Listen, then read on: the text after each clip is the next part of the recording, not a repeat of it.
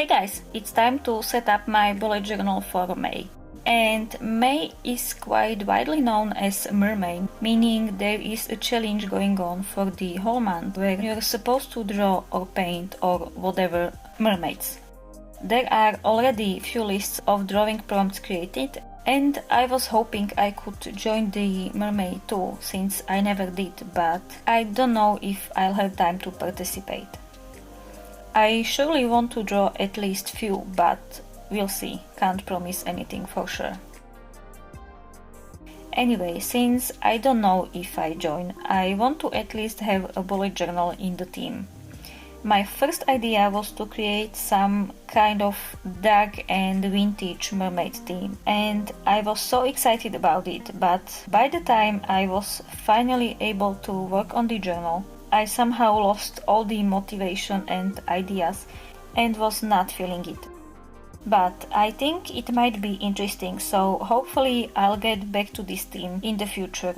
If not as bullet journal theme, then at least as illustration.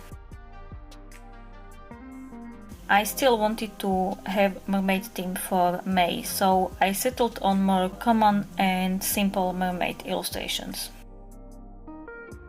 For the first spread, I wanted to incorporate the mermaid, of course, the title and also a small calendar.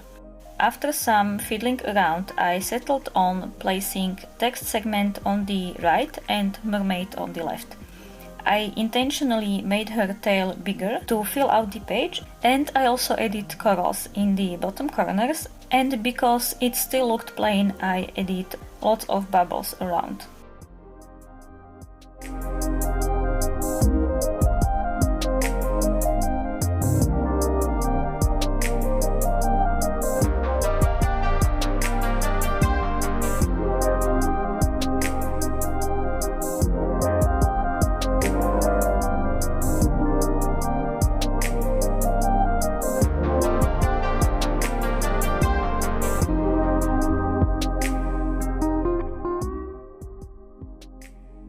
You might wonder what that tiny mermaid drawing is for.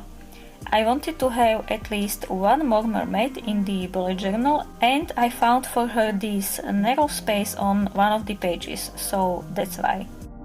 I had to fit her into this space, that's why she is in this weird straight position. I was working on both mermaids simultaneously. First idea was to paint them in acrylic gouache, that's why I've used this thick paper. It's Fabriano Pittura acrylic paper, and I use this always for my gouache. But I ended up using watercolors, and oh my, I have not used watercolor in such a long time, I definitely felt rusty.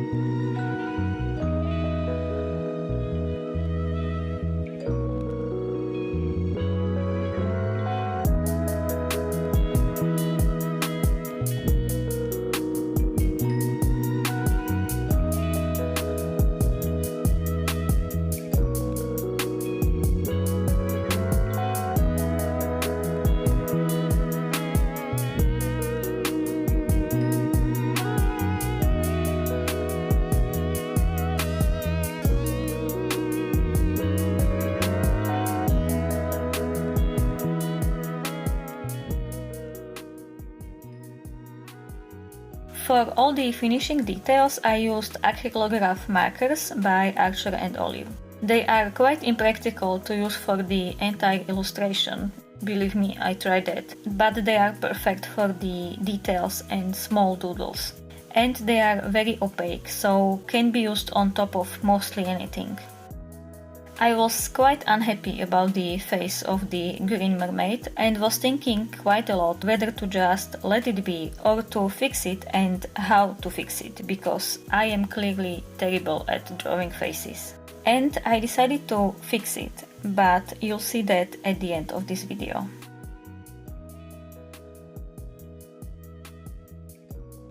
After the illustrations were finished, I did work on the daily entries and on the habit tracker. I enjoy using my habit trackers as page tabs, as I made them in my April theme, so I did the same for May. I cut out 8 squares from side, but leaving 9 squares from top for the tracker. And as I was working on next page, I cut out 9 squares from top, left 9 for the tracker and cut out the rest. Same for all of them, only moving the tab lower on each page. I have no idea if that makes sense, but I hope you understand when you see it. As I decided to do 4 days per page, I needed 8 pages in total, which meant I could fit in 4 tabs/trackers, and because they are double-sided, it's 8. For all of these I did a small doodle, making the pages look brighter and colorful, doing roughly the same doodle from both sides. And for the mini habit tracker calendars I did a bunch of very uneven circles, you know, like water bubbles.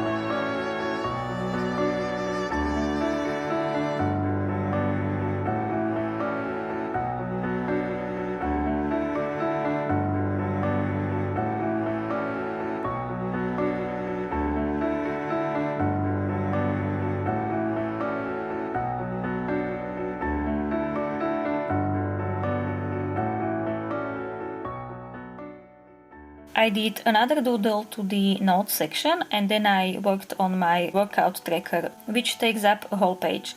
I finally found style I like to log my workouts in, so it stays until I figure out something better. As this is a text-heavy spread, I just did 2 small fish on the top. This month I also added a section to log my total steps I did during the month and also daily average. I have to walk quite a lot at work and I go for more walks now when it's warmer outside, so I'm interested to see more data. For the past few months I was just writing down my daily average step counts wherever there was space on the page, and I am happy I did not forget to make a dedicated section this time.